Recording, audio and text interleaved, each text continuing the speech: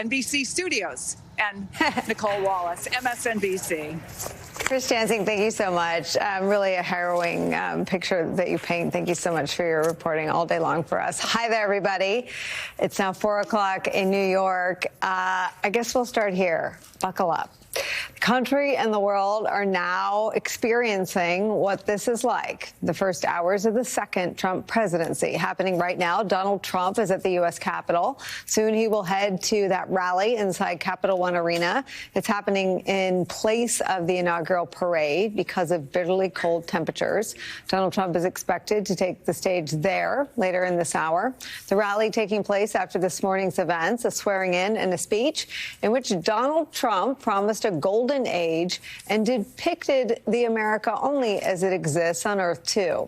An endless series of cataclysmic events and catastrophes, weaponized government falsehoods, like claiming the Panama Canal is operated by China.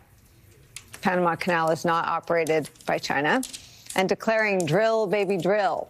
All of it is about as far as it gets from the normal self-imposed restraints on partisanship that you would find in any other inaugural address. Donald Trump also laid out a raft of day one promises and actions, things that are expected to be put into motion today. Executive orders, some of them amounting to stunts, things like renaming the Gulf of Mexico to the Gulf of America. It's unclear to us if the president has the authority to do so. Others likely to trigger long and protracted legal fights. Donald Trump is expected to sign an order ending birthright citizenship for children of undocumented immigrants. It will apply to children born to undocumented parents going forward. It will not apply retroactively, but it is likely to trigger what the New York Times calls, quote, one of the greatest challenges in the 14th Amendment's 157-year history. The 14th Amendment of the Constitution has ensured that anyone born in this country is an American citizen. It has been a fact of life for the lifetime of anyone living in the United States right now. And now, as part of his day one, Trump is, in effect, issuing a challenge to the 14th Amendment of the United States Constitution. That executive order on birthright citizenship is part of a group of other orders targeting the border, including declaring a national emergency. Now, that would allow Trump to deploy U.S. troops and force asylum seekers to remain in Mexico as their cases are reviewed. One of the very first things the new administration did was to shut down a government app. That app allowed migrants to schedule their appointments to cross the border at a port of entry. It's been used by almost 1 million immigrants.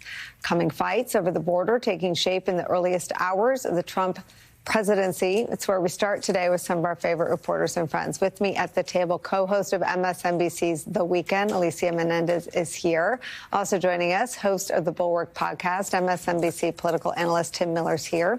Also joining us, Democratic strategist and professor at Columbia University, MSNBC political analyst Basil Smykel's here. And former Democratic Senator, MSNBC political analyst Claire McCaskill's here. But we're going to start with my friend and colleague, NBC News White House correspondent Vaughn Hilliard. He's outside Capital One Arena.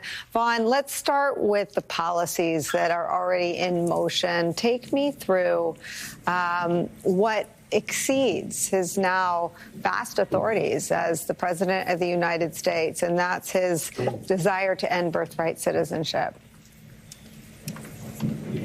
Nicole, over the course of the last 2 years, I know while so many of us were covering the 2024 presidential election and campaign, you were on the front lines of helping cover what was happening on the side of the Trump operation. And that were two particular organizations that were crafting, in the case of one of those organizations, they told me more than 250 draft executive orders that would be prepared for a President Trump to sign on day one. And there was Project 2025 with the Heritage Foundation and other organizations that wrote a 900-plus page playbook for every department and agency of the federal government about how to more efficiently operate and how to execute the policies that they